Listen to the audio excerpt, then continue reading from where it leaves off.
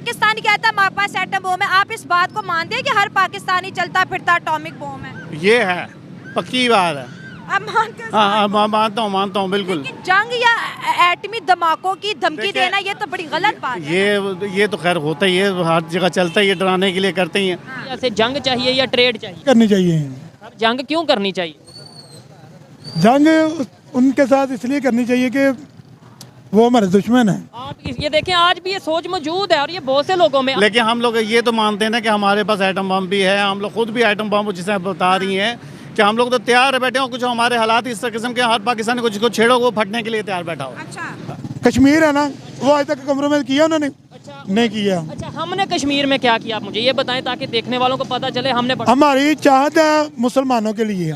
मैंने ना out of country में मैंने ना अपनी लाइफ गुजारी है, वहाँ पर इंडियंस भी, दूसरी कंट्रीज़ के लोग भी हमारे साथ रहे हैं, हम उन लोगों के साथ रहे हैं। मुझे तो उन लोगों के अंदर इतना इंतशार नज़र नहीं आया जितना हमारे अंदर है। हम लोग ना अपनी आने वाली नस्लों को पता क्या कहते हैं, इंडिया साडा दुश्मन है, तुसी और ऐसे हथियार चुको। हम ये क्यों नहीं कहते, उससे हमने मीठे होके उससे प्यार बिजनेस भी करना और उसको कहना है कि हम आपके भाई हैं। बड़े 1947 से पहले हमारा एक ही कबीला था। हमने इधर ना जो बोना है ना, कल को आने वाली हमारी नस्लों ने वो काटना है। हम अगर उधर नफरत का बीज बो के जाएंगे ना तो वो ही काटेंगे। नमस्कार दोस्तों, पाकिस्तानियों की हालत वो धोबी के कुत्ते की तरह हो गई है, जो घर का भी नहीं है और जो घाट का भी नहीं है।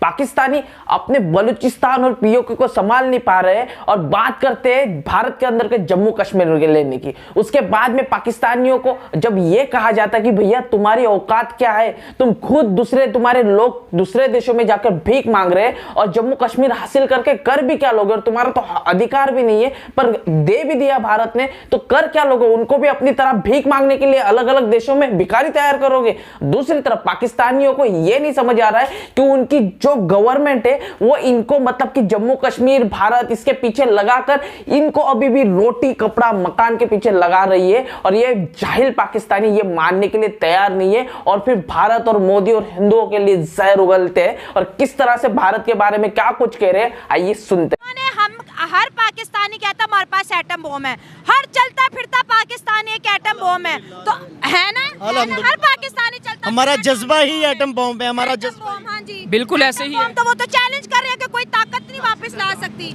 इंशाल्लाह क्यों नहीं, हम इंशाल्लाह लाएंगे, ये यूथ लाएगी, नौजवान लाएंगे, हमारे जज्बात को कोई मजबूर नहीं कर सकता। ठीक है, आप आ जाओ। आपने कहा अल्हम्दुलिल्लाह हम चलते फिरते। मैं मोदी को ये पैगाम देना चाहता हूँ कि मोदी तुम्हारी नस्लें जो वो भी हमें पाकिस्तानियों को भूल नहीं सकती। आप एक चाय बेचने वाले अपनी औकात के मुताबिक बात करें, और दूसरा दूध मांगेंगे दूध देंगे, खीर मांगेंगे खीर देंगे, कश्मीर मांगोगे तो हम चीर देंगे इंशाल्लाह। लेकिन मेरी बात सुने, इधर है। आपने कहा, देखिए आपने चाय वाले की बात की, ये तो उनकी एक समझे जर्नी रही है कि वो एक उसकी सोच छोटी है, एक उसकी सोच कप जैसी है। वो इतने गवर्नमेंट का कदम कैसे संभाल रहा है, उसका ज़मीर बहुत छोटा है। अपने मुल्क को दुनिया की 5th लार्जेस्ट इकोनॉमी बना दिया, अपनी करेंसी को मजबूत किया, कश्मीर को किस तरह से उसने, पाकिस्तान देखता रह गया, वो कश्मीर ले गए। ये सारी अचीवमेंट है 104, और दुनिया के सबसे फेमस लीडर में उनका नाम आ रहा है। आप कैसे चैलेंज कर सकते हैं? ये भी है, कुछ बातें हैं जो हमारे मुल्क में भी है, हमारे हुक्मरानों में भी है, ठीक है ना। लिहाजा जो कश्मीर का मसला है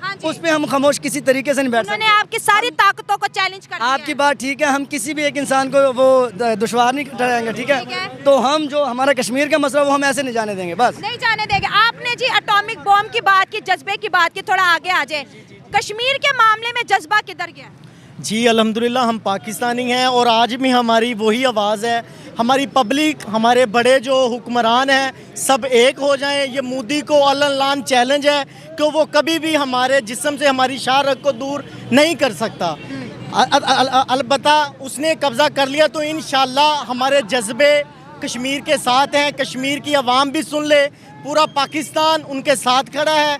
इंशाल्लाह वक्त आएगा और हम इंडिया से पूरा कश्मीर लेके रहेंगे, इंशाल्लाह वक्त आएगा। अच्छा, आपने कहा वक्त आएगा, आर्टिकल उन्होंने हटा दिया और इमरान खान साहब ने भी सारी ट्रेड उनके साथ खत्म कर दी थी। उनका चैलेंज था आओ ना, फिर उन्होंने कहा आओ। बहुत कुछ हो जाता है। अफगानिस्तान का क्या हाल किया था अमेरिका ने, वो धूम धमाके के भाग गए, ठीक है ना। ऐसे ही कश्मीर में से होगा बात पता क्या, ये बच्चे सब कह रहे हैं हमारी फौज में ये है ना, फौज को हम ये कहते हैं, हमें फौज से मैसेज है फौज को कि हम पाकिस्तानी आपके साथ हैं। अच्छा। और अल्लाह के फजलो करम से हम इंशाल्लाह आखिरी दम तक आपके साथ हैं। अच्छा, तो इनको स्टेप लेना चाहिए फौज को। आसिफ मुनीर जो है, आसिम मुनीर साहब जो है वो अमेरिका के अंदर कह रहे हैं कश्मीर का इशू हल करो।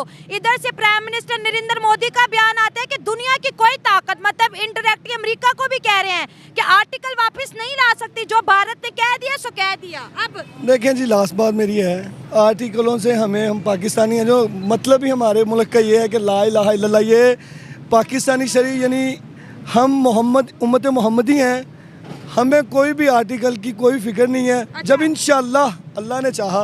ये बताएं, इंडिया से जंग चाहिए या ट्रेड चाहिए? ट्रेड का क्या मतलब है? यानी तिजारत, बिजनेस, कारोबार। कारोबार पाकिस्तान में नहीं है बिल्कुल। नहीं, नेबर के साथ, इंडिया के साथ क्या करना चाहिए? जंग करनी चाहिए? करनी चाहिए। जंग क्यों करनी चाहिए?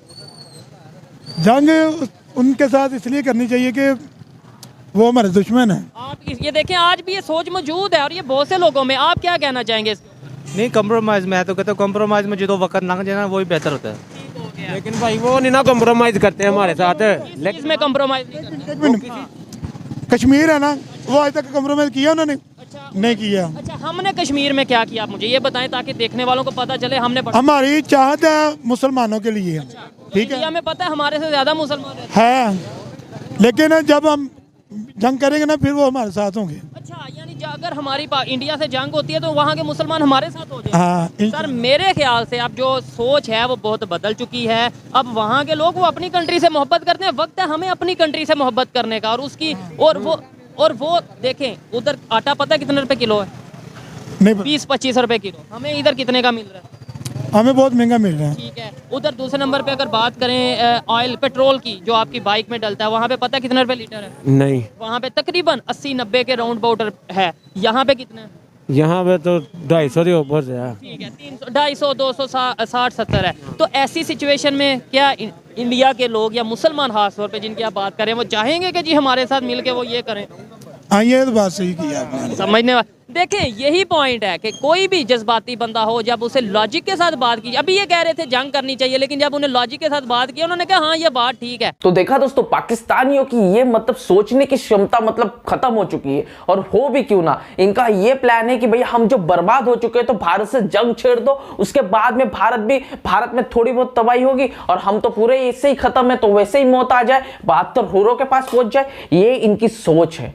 पाकिस्तानियों को अभी भी ये समझ नहीं आ रहा है कि पहले अपना पेट पाले, अपने बच्चों को पाले, अपने बच्चों को भिखारी होने से रोके, उसके बाद कहीं भारत से वार्तालाप करे। कई पाकिस्तानी हैं जो बात करना चाहते हैं, पर कई ऐसे जाहिल पाकिस्तानी जो आपने वीडियो में देखे कि ये बिल्कुल मतलब कि जंग इनको ऐसे चुटकियों का खेल लगता है।